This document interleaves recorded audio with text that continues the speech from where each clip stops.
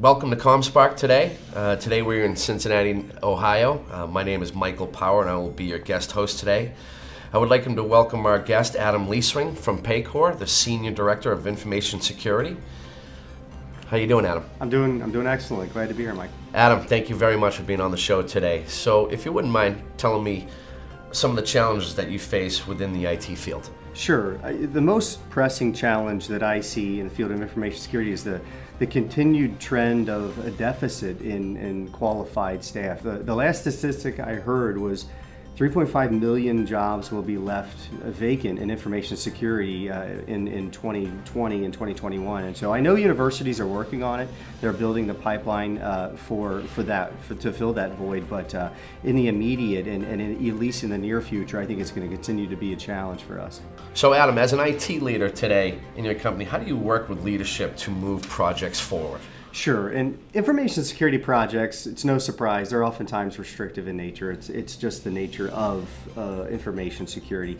What I found is most effective is forming partnerships with the leadership team. You know, you meet with the leaders, you explain the threats that your organization's facing, and then you walk through a process of understanding the organization's risk appetite and compensating controls that are available to help mitigate risk. And what I found too is that oftentimes, while these restrictive controls might impede business, they also in some cases enable the business to take on additional risk. If you can solve Sure. one risk, it might enable the business to take on additional risk in some areas. And so it's just a process that requires partnership and some just care and feeding to make sure that everyone's aligned. Sure, okay. So what advice would you have for a company facing new compliance issues and protocols out there today? Sure. My first piece of advice is don't procrastinate. With GDPR coming out, Sure. which was quickly followed up by CCPA, so California's legislation around privacy, and then also we've got the Illinois Biometric Information Protection Act. So I guess what I'm getting at is that we can't procrastinate, particularly around this privacy legislation. It's here to stay. It's very real, and I do foresee some federal legislation coming down the pipeline in regards to that as well. And so, where to get started? The first thing I would say is read the legislation. It's not daunting. It's long, but it's not overwhelming. Become acclimated to the legislation, and then from there work to start to understand your gaps. And then I would say ultimately, if you feel the need, given the complexity of your situation, involve a third party. Get a third party involved to either affirm your findings or to help you understand your findings Sure. better, and then also to help you remediate gaps if needed. That's a good idea. So walk me through, how is cybersecurity communicated today in your enterprise? Cybersecurity, it's cliche, but it's always worth repeating just over and over. It's Sure. everyone's responsibilities, everyone's area to focus on. And we've seen that demonstrated in the Target incident, in the Equifax incident, where both of these cases, their CEOs were let go.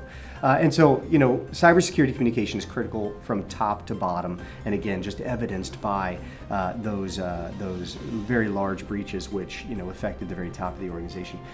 Board level visibility is critical to ensure that the board's idea of risk tolerance meets the organization's idea of risk Sure. tolerance, and to do that, just a cadence of checkpoints are effective. The executive committee level visibility is critical to ensure that the program is being managed effectively. As a security leader, I look to my executive team to press on me and to challenge me to make sure that we're managing the team effectively, our controls and our investments effectively. The final area of I would say visibility is just your associates. Associates need to understand their responsibility in the shared model, and I found that most effective approach in that regard is user education and training, and then interactive things like proactively phishing your associates and making that part of an interactive training program. Okay. So Adam, last question for you. I just wanted to talk about how organizations today are addressing the BYOD and the IoT in corporate environments today. Sure, it's a great question. As we continue to see a rise in these BYOD devices and these IoT devices either within our corporate network or close to our corporate network, I think it's important that organizations start to understand and implement a zero trust model. And so a zero trust model, we're aware of network segmentation, but this takes it to the next level, which is micro segmentation at that device level. And it prevents lateral movement essentially, and it isolates threats to single devices. A case in point would be Google's Beyond Corp model. It's a version of zero trust, and I would recommend that teams take a look at what Google is doing, because I think they're doing a very good job. Excellent. Yeah. Well, Adam, thank you very much for being on the program today. I really appreciate it. Yeah, thank you very much. Appreciate it. Great. Yep. I would like to thank Adam Leisring from Paycor, the Senior Director of Technology at Paycor, for joining us today, and for those listening to the interview. To learn more, go to ComSpark.tech.